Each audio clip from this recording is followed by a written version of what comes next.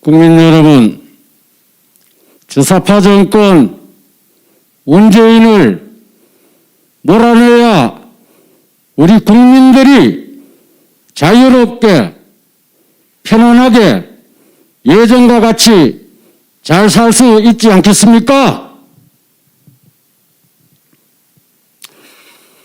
문재인을 몰아내서 끝장내야 합니다.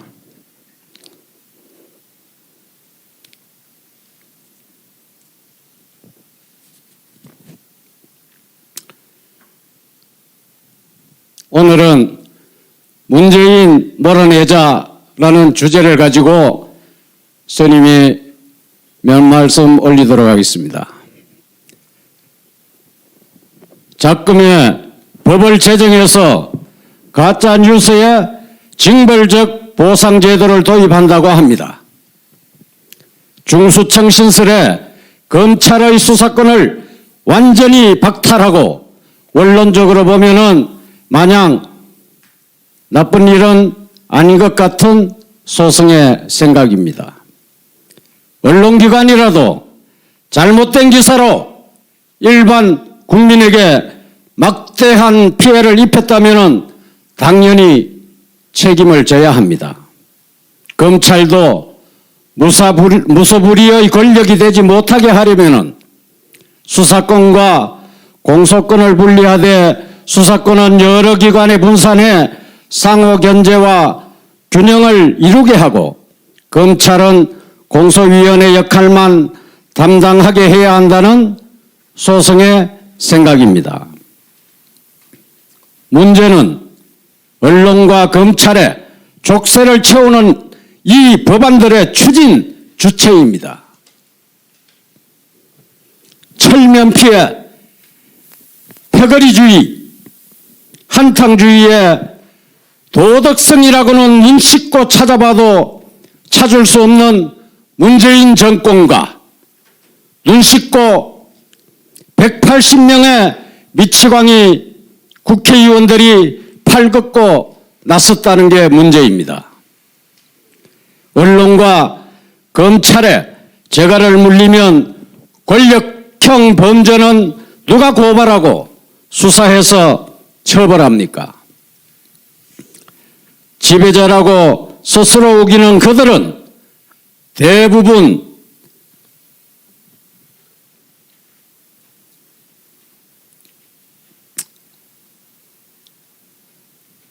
언론과 검찰은 당해도 삽니다. 그들이 언제 진실과 정의와 공정을 추구했나요?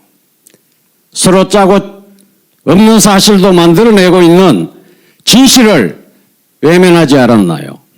오로지 그들 조직의 논리와 권력, 이익을 위하여 탄핵 사태와 적폐청산의 마녀 사냥, 광풍은 누가 주도하고 손에 피를 묻혔나요? 자업자득입니다. 다만 국민들이 안타까울 뿐입니다. 거대 권력의 비리에 검찰, 언론이 허수아비가 되면은 누가 국민의 자유와 권익, 진실과 공정을 위해서 싸워줄까요? 인간이 가장 비참한 것은 하찮은 인간한테 지배받는 것입니다. 그것은 국민들이 자기 나라 정치에 무관심하거나 정권이 저지르는 불의에 침묵한 대가입니다. 지금 대한민국을 지배하는 자들을 한번 보십시오. 솔직히 말한다면 폼은 폼대로 잡고 있지만은 인간 같은 자가 한 사람이라도 있습니까? 참 기가 찹니다. 어떻게 나라가 이럴 수가 있습니까? 어떻게 나라가 이럴까 싶을 정도로 형편없습니다. 장관이나 국회의원 같은 지배자라고 하는 인간들을 보면은 정말 인간 같지 않고 쓰레기처럼 보이기만 합니다. 지배자라고 우기는, 스스로 우기는 그들은 대부분 거짓말, 조작의 명수입니다. 그리고 거짓말 안 했다고 오리발을 내미는 전문가들입니다. 김명수라는 자를 한번 보십시오. 이 자가 대한민국 대법원장이라니 이거 말이 됩니까? 말이 돼요? 국민들이 상식적으로 생각하는 대법원장은 태산 같은 무게로 말이지. 목에 칼이 들어와도 옳은 것은 옳고 그런 것은 그러다고 말하고 법과 양심에 따라 재판하는 대쪽 같은 사람을 우리는 상상하고 있습니다. 심지어 너무 대쪽 같아서 좀 부드러워지기를 바라는 국민들도 있습니다. 그리고 자기를 관리하는 일에는 가을의 서리발처럼 단호하게 엄격합니다. 그래서 융통성이 없는 사람으로 평가받기도 하는 이미지가 우리가 생각하는 대법원장 이미지 아닙니까? 이런 자가 대법원장이라니 말이 됩니까? 참 기가 차고 똥이 찹니다. 미리 국회의 눈치나 보는 덜지 같은 그런 사람 아닙니까? 임성근 판사가 평소 김명수의 오리발 학습을 잘 알아서 미리 녹취를 했을 것입니다. 그가 정직한 사람이라면 녹취를 했겠습니까? 오죽이나 거짓말과 오리발 조작에 능하기에 그렇게 했지 않을까 생각합니다. 일부 멍청한 놈들은 임성근 판사가 녹취를 한 것을 씹어대는 자들도 있는 것 같습니다. 만약 녹취를 하지 않았다면 임성근 판사의 말이 거짓말이 되고 김명수 말은 진실로 둔갑하여 임성근 판사가 더 공경에 처해졌을 것입니다. 그렇게 되면 김명수의 거짓말은 영원히 진실로 숨겨졌을 것입니다. 생각만 해도 끔찍하지 않습니까? 김명수가 사과문이라고 내놓은 것에 판사들은 7가지 거짓말을 지적하고 있고 그에 대한 판사들의 비아냥거림은 과히 충격적입니다. 어디 김명수뿐입니까? 법무부 장관이라는 박범계라는 자를 한번 보십시오. 이게 장관입니까? 청와대 민정수석에게 우리 편에 줄을 서지 왜 그러냐고 말했다나 어쨌다나. 장관은 대한민국 장관이지 편가른 자들의 장관입니까? 이런 미친 자가 대한민국 법무부 장관이라니 나라꼴이 제대로 되겠습니까 이거? 또 이런 자를 장관으로 임명한 자는 더 이상한 거 아닙니까? 오죽이나 모조리 같은 것들을 장관으로 29명이 인사청문회 통과도 못한 이런 자들을 임명을 했습니다. 그러면은 국민들은 뭐냐? 도대체 국민들이 뭐냐? 아마 이런 심사가 아닐까요? 국민들을 향해서 개돼지 국민들아, 대통령이 내가 한다면 하는 거지. 니들 개돼지들이 뭐 그리 말이 많냐? 공짜로 주는 돈이나 처먹고 떨어져라. 개돼지들아. 혹시 이런 심사로 잡것들을 장관시키고 이런 저질 나라로 만들고 있는 것은 아닌가 싶습니다. 이런 자들 뿐인가요?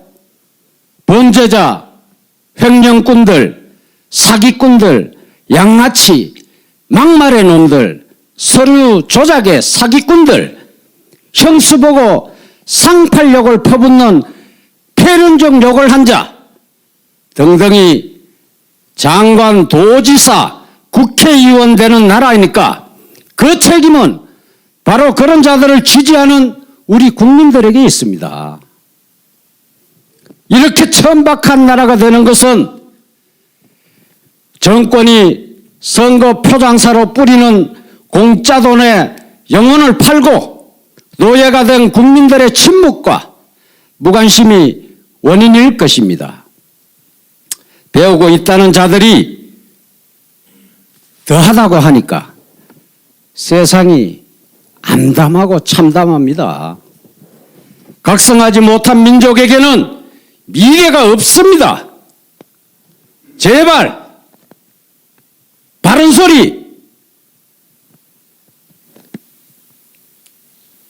소리라도 한번 내보시기 바랍니다.